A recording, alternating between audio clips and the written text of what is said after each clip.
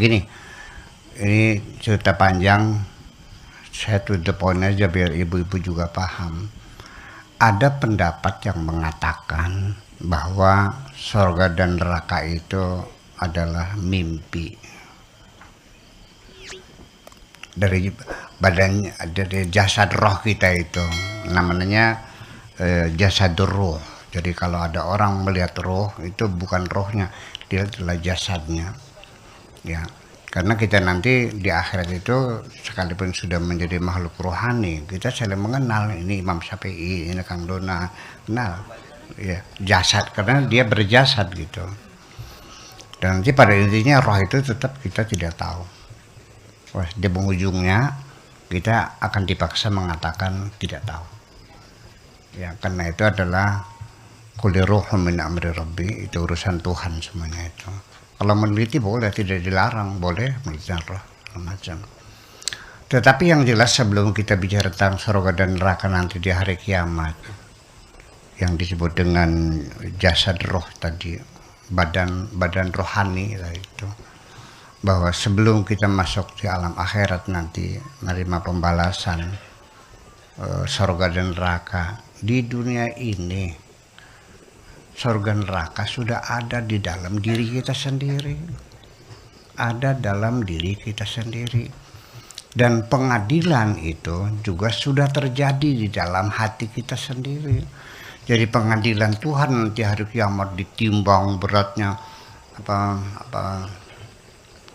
apa itu,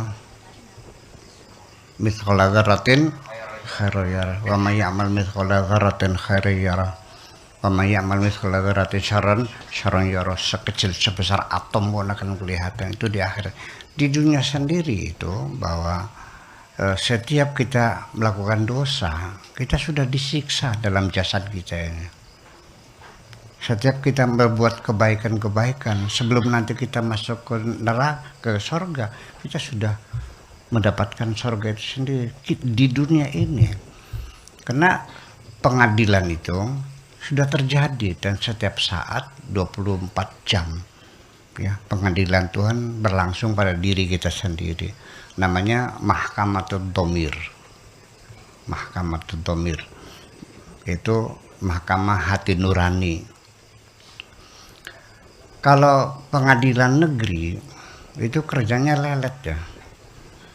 Sampai sidang Jessica itu berapa? Sampai 38 kali sidang ya.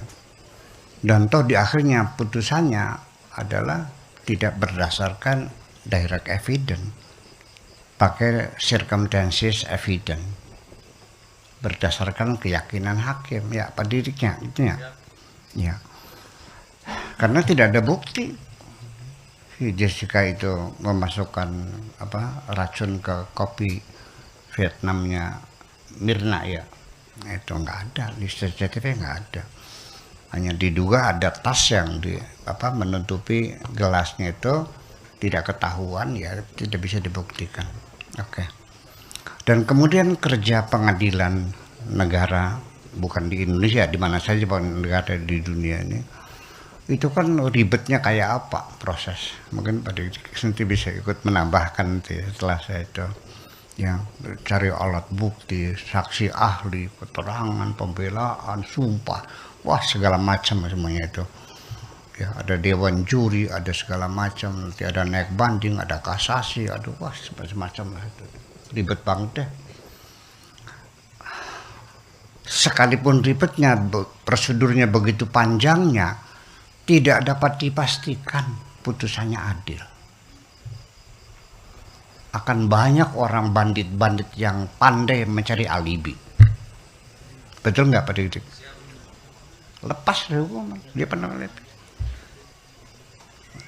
Habis bunuh orang, ya, dia calling temannya 4 orang, ya, bahwa tolong catat jam sekian hari ini, bulan ini saya main gaple sama kamu.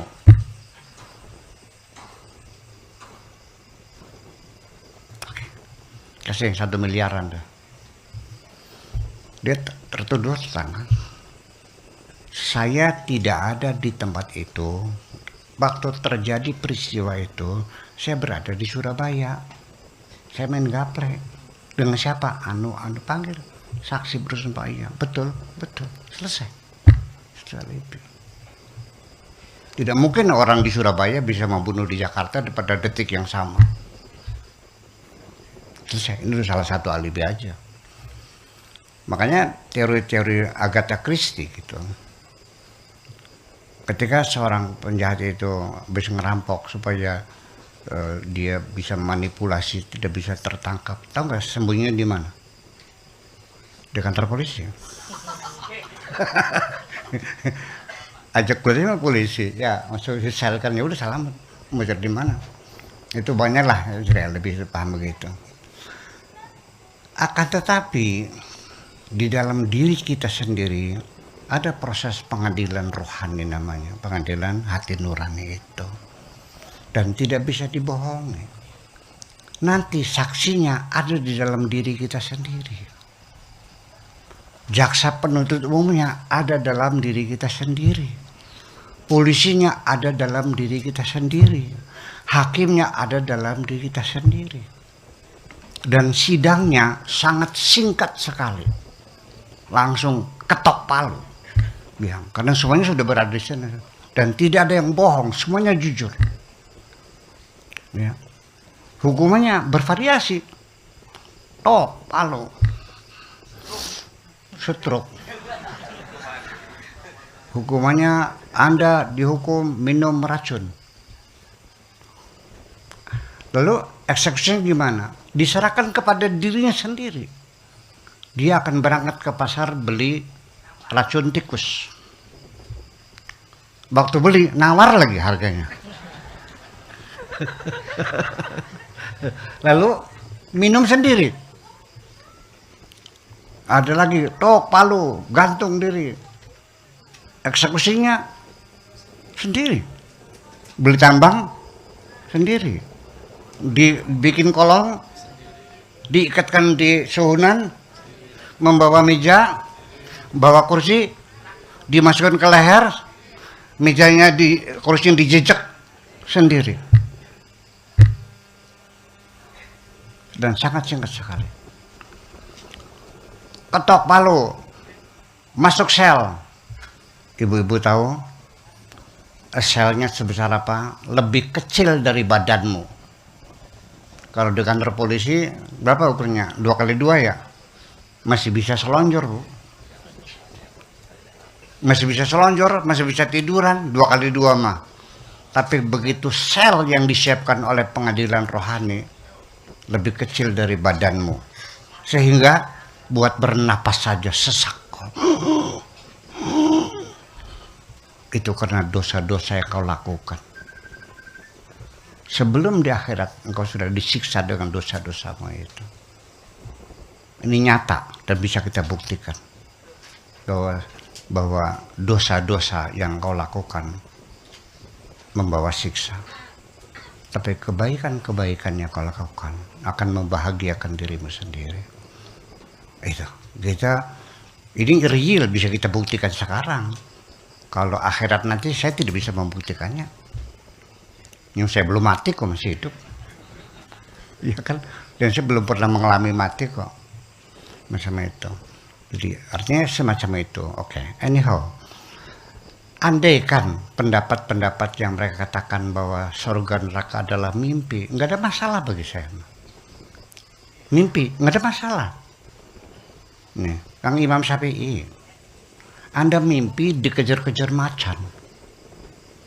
Begitu bangun, badannya berkeringat, menggigil. Capek nggak dikejar macan tuh? Ya sudah, kalau salamannya gimana? Ada masalah. Iya. Nah, itu. Kemudian lagi, mumpung ingat, ini ayat Al-Quran menceritakan tentang sorga begitu sangat mendetail sekali. Ya, dan kita kadang-kadang salah menerangkan. Tolong Pak Kiai, jangan terlalu letterlek seperti itu. Karena ini adalah asumsi, ya persepsi masyarakat Arab pada zaman itu. Ya, jadi ketika di surga dijanjikan hurun ain, ya, maksuratun fil khiyam, ya, bidadari yang cantik cerita, yang dikurung dalam kemah-kemah.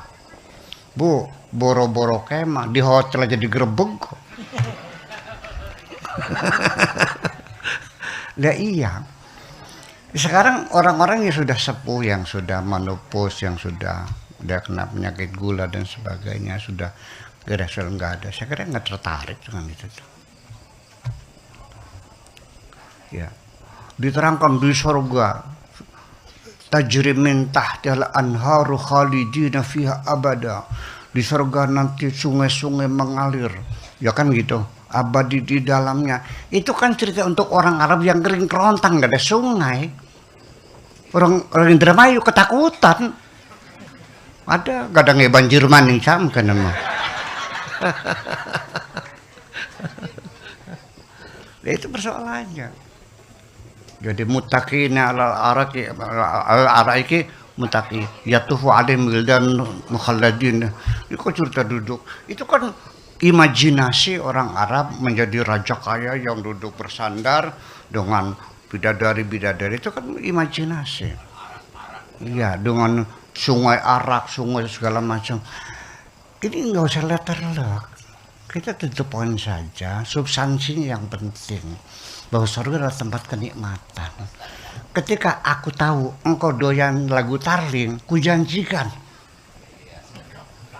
bahwa surga mau Tarling apa aja ada lah.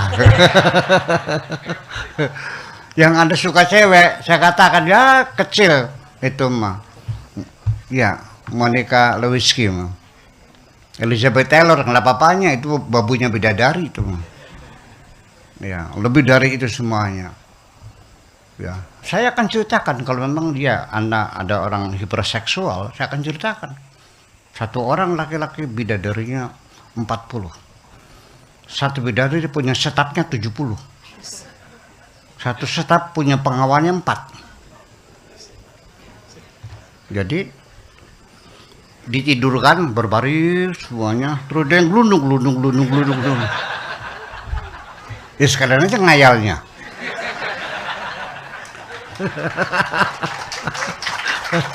Jangan lupa tanggung kan gitu. Ya seperti itu. Jadi itu hal-hal yang sebetulnya kita harus mencermatinya. Likuli makomin makolun, itu persoalannya. Ya, walhasil artinya bahwa nanti saya mau cerita, ada seorang perempuan mu'alafah masuk Islam, suaminya agama Islam, masuk Islam. Dia beragamanya baik, ya, belajar sholat, zikiran segala macam. Oleh suaminya juga diajak pengajian, majelis taklim gitu. Pada suatu hari menghadiri majelis taklim, kiainya berjanji bahwa bagi orang-orang yang saleh, yang bertakwa, yang beriman, nanti akan masuk surga dan satu orang itu akan diberi jatah 40 bidadari. Ini seorang mu'alafah ini melotot aja 40. Ketemu. Satu aja saya nggak tahan, mau disaingi 40 orang gitu. Akhirnya berdoalah dia, ya Allah mudah-mudahan suamiku jangan masuk surga. Makasih.